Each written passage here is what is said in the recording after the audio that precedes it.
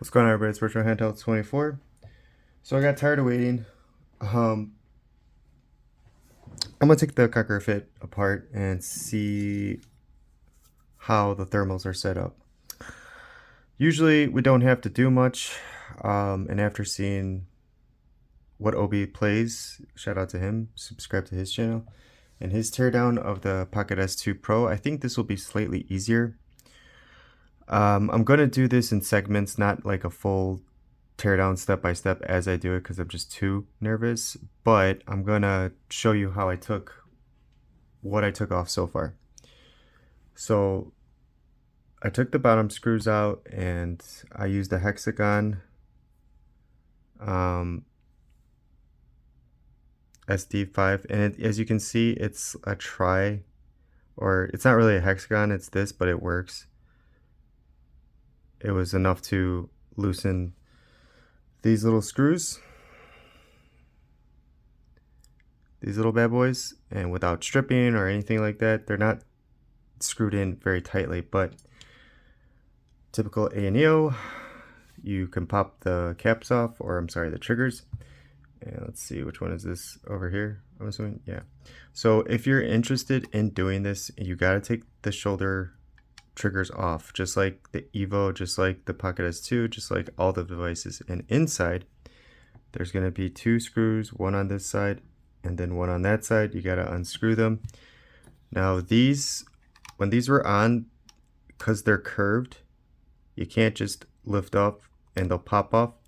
You have to take them apart.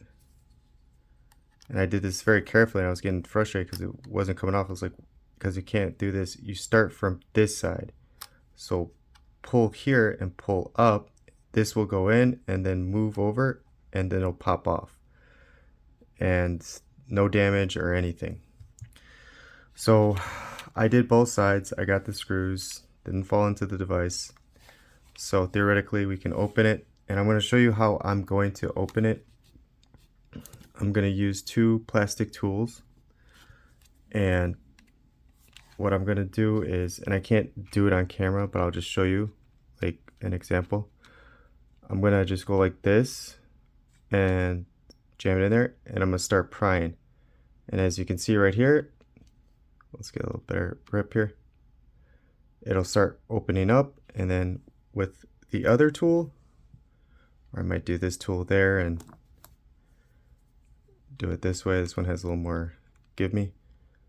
Yeah, but you see, that's how I'm going to go in and then start carefully taking the back off, because again, it's cheap plastic on the back end. The back buttons I'm worried about, but I feel like they're just going to have a mechanism where you press down, it touches the mechanism to cause the function. So I don't think that this is going to be wired to the back. But either way, once I crack it all the way and take the back plate off, I'm going to like look with my phone and light to see if there's any connection to the back buttons, or if they're just like a switch that connects to another switch when you press it to get the functionality. And then we'll take it from there. So it's gonna be pause and go, pause and go. So hopefully this video is not an hour long. I'm hoping it's under 30 minutes. So I'm gonna get back to it, and I'll cut to when I get the back plate off. Okay, I was able to get the back plate off. So a little to no damage, I want to say. But this was very, very, very, very difficult. It's very, like, very tight. And there's nothing connecting the back, thank God. I had to use two tools at the same time to pry it open because it's just very tightly closed. And also make sure to take the joystick caps off if you have any of them like mine, even the small ones, because we're gonna have to lay this flat and work on it. So no damage. It was not easy though. Not easy at all. Like, and with the back plate off, it's not as cheap as I thought it was, you know, but it's like, it's weird because up here where the grill is, it's a lot sturdier. And then as you can kind of see, like towards the middle, like even there's a divot right there for the battery, it gets thinner. And then at the bottom, it gets basically back to being a little thick, and it's so tightly closed, like, yeah, that's what I figured. I would definitely recommend plastic tools. I don't know if that's gonna stay or whatever. We'll just put it to the side over here. Or I gotta put it somewhere else. I'm pretty satisfied with it, but again, I used 2 plastic tools, and these things get more and more damaged the more I use them, because when you take this apart, from just what I've learned,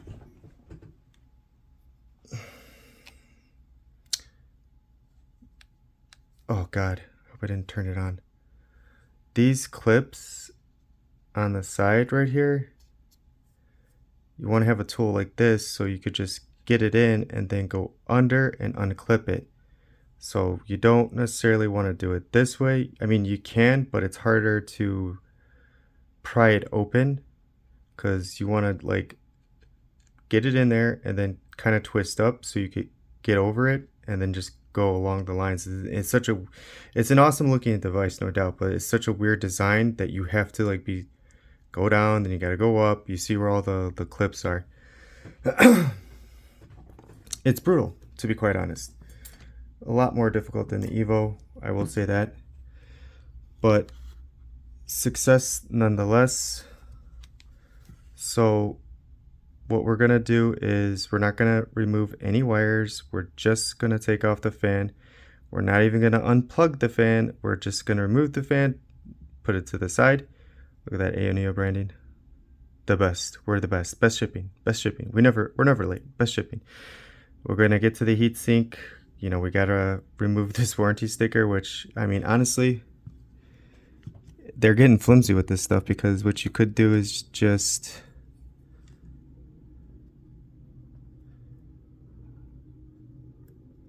well, this thing is like, this is not good tweezers, because it's like, as you can see, it's like all, doesn't even close right. It's mostly used to just pry screws that get stuck. Honestly, the ones on the shoulders. Let's see if I have another tweezers.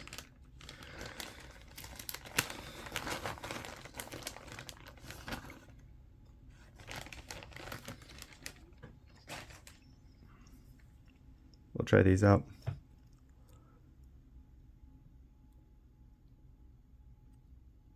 Oh, that thing's gonna fall apart. So maybe it is like, you know.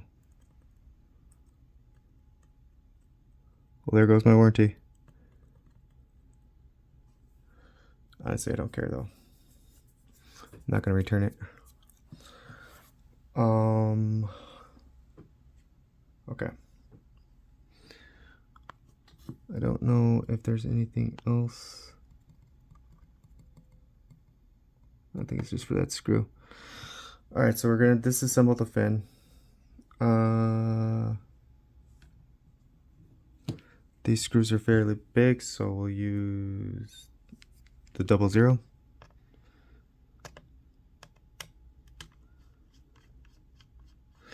Now, again, my unit's fine. It's just I want more, and I do this stuff with the testing and the gameplay.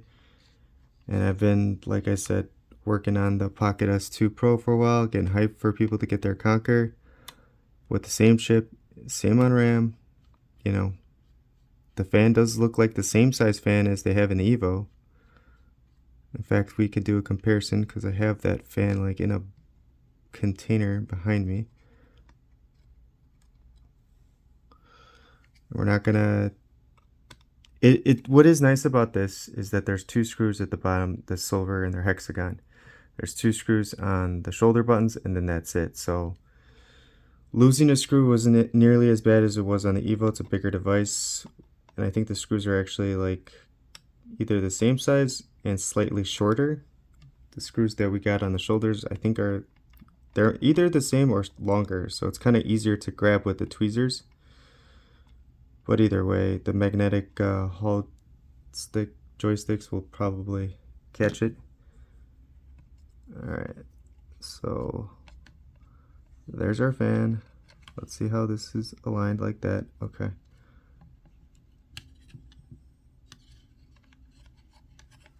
Want to be super careful with this. Okay, let me see if I could grab the other fan here.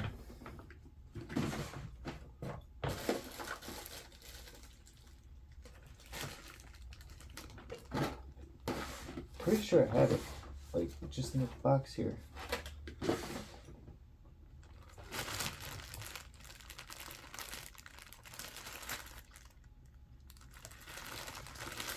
Maybe not. That's okay. No big deal. It looks similar. I just did this not too long ago, but it could be different. Either way, we don't care about that. We'll care about getting here. Get that fuzz out of there. Alright, so we got a... I know it's hard to see. Sorry, guys. But I'll point. There's a screw here. There's a screw here. Screw here. And I think that's it for the heatsink. So let's take the heatsink off. We can use this. Oh no, not this. Here we go. Yikes. We can use this one. It still works. And who knows, there could be a lot of thermal putty underneath, you know? I gotta figure out what I'm gonna do. I'm not gonna do that in this video. I'm just gonna show you and then obviously cut and then figure out what I'm gonna do. And then make sure everything works, put it back together. But I'll probably, because that back plate is so hard to, it's so hard to take off. You know, they pack a lot in their devices and it's nice, and doing this more and more often is not, becomes less scary even on a device like this, because it's A&EO and they're very typical. So it's like, I thought about it last night. I was like, you know what, there's people commenting saying they're getting better loop scores than me, and it's pissing me off. And it's not their fault. I'm happy for them, you know. But at the same time, it's like, well, I want to get those kind of loop scores. Well, how am I going to do that? I've tried everything I could in the settings. So what else can I do? There's not much else I can do. Yeah, I can feel it. It's definitely putty. Oh, there's one more. Okay, so I lied to you guys. There's one more screw. It's underneath these wires. I just seen it right now. I was like, what's getting caught? Oh, that's not going to be fun to put back together.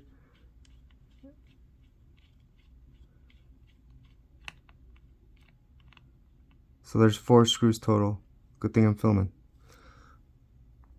Alright, now it should just come off. And I was like, man, that's a lot of putty. It's like stuck. Okay, so yeah. Now, don't get me wrong, this is good, this is good, this is good, and this isn't bad, but you see how like there's stuff here, but it's not all there.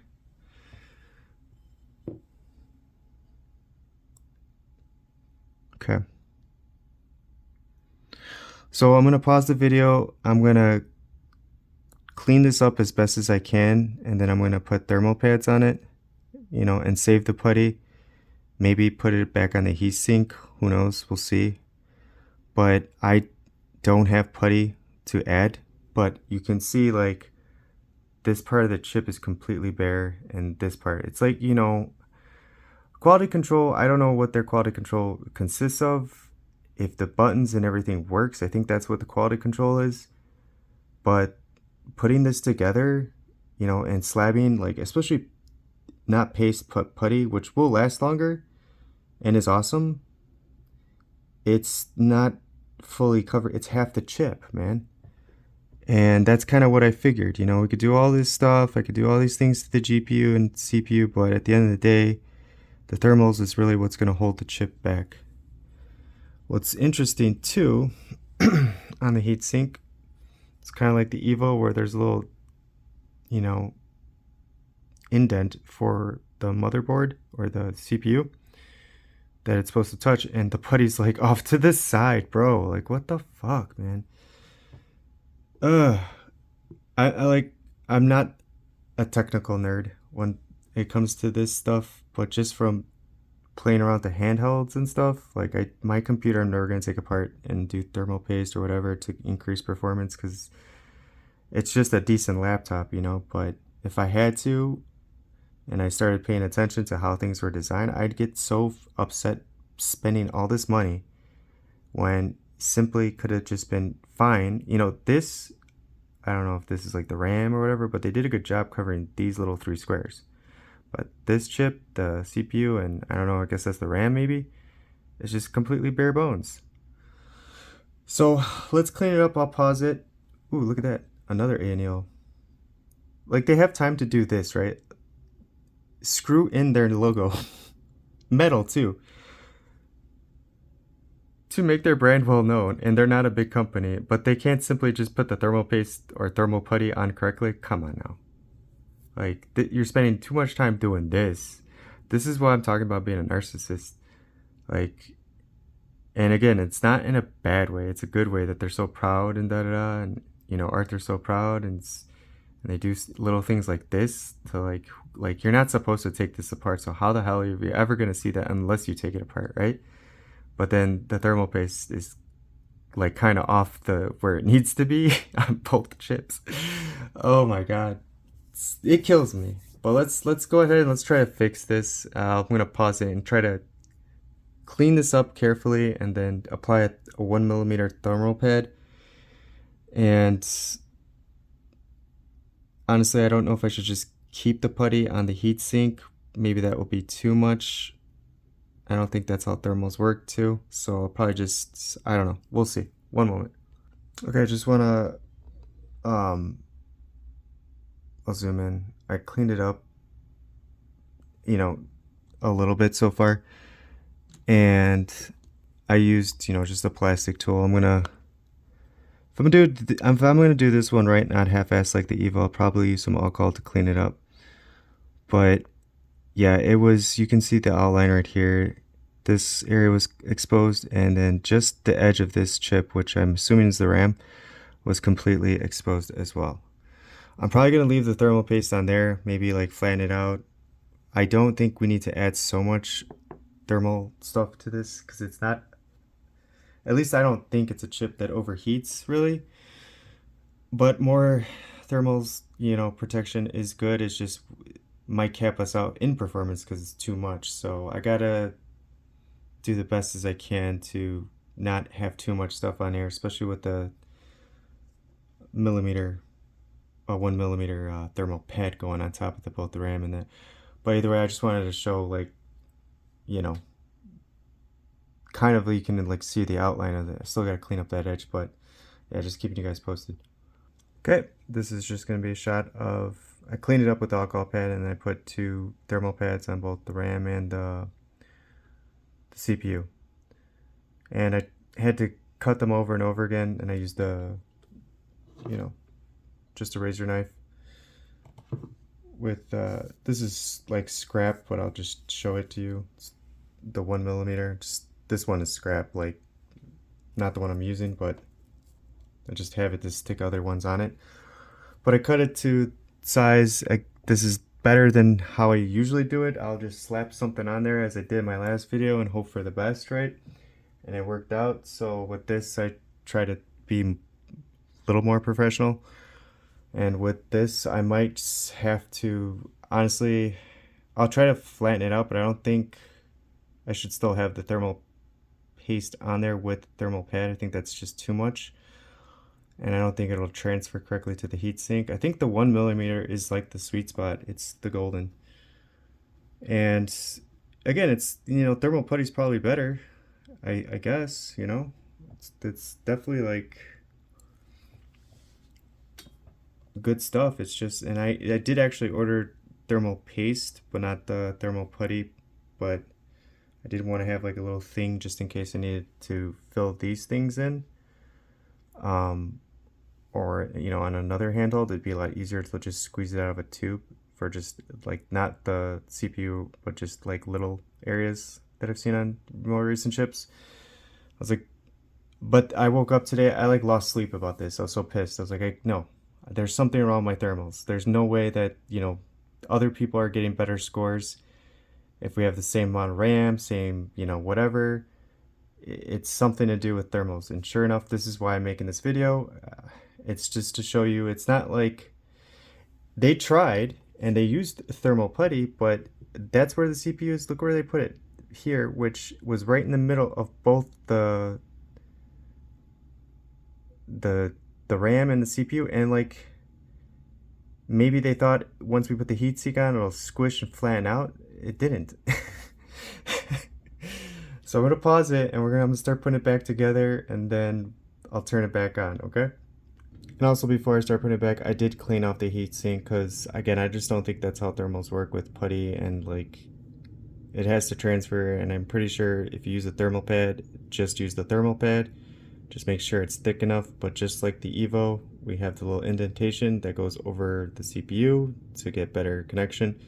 So having some residue, even though it's over here, not here, I just wiped it off and used the alcohol wipe. I suggest you do the same unless you plan on reusing putty or the same putty and just moving it over, because again, you shouldn't have to spend more money to fix this. It's just supplies left over from the Evo. This is why I was like, okay, I'm doing it, I don't care. But yeah, I just wanted to show that off too. Okay, so I put it back together, but then put the back plate on. We're gonna play with it like this. Probably shouldn't, but I hear the fan, so we're good. Also, don't do that. And also, when you take apart this, the power button will fall to the side. Don't freak out. It's just very, like, you see that? So it actually turned on, I had to turn it off, and the power button, like, it turned off when I was taking it apart, but it's like literally held together at that spot when it's together, so it'll fall to the side. So this is good news. It still works. Didn't waste my budget handheld money, even though, again, very expensive for a budget handheld device.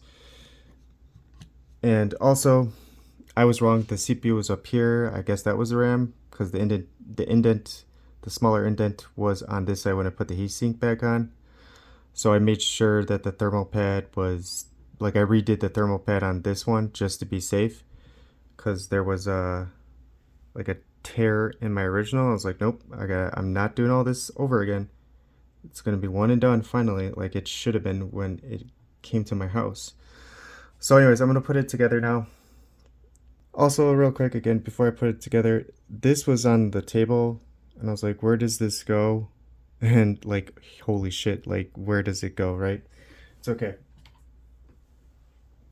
So it goes right there, and it's okay, that's not important. It's missing on this side, so be careful when you take this apart. Okay, so I put it back together, and as you can see, oh yeah, we had a chip,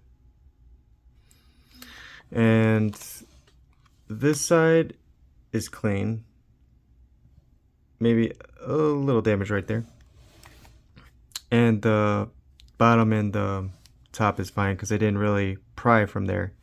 I did it from the sides because these are where the clips are. But yeah, so that sucks, man, but it's not like the end of the world for me, because I just knew this was gonna happen if I tried to take it apart. So to get the most out of the device, you should never have to do that. And like, it doesn't bother me that much, you know, but over time, like, this will bother me because it definitely had to be pried open.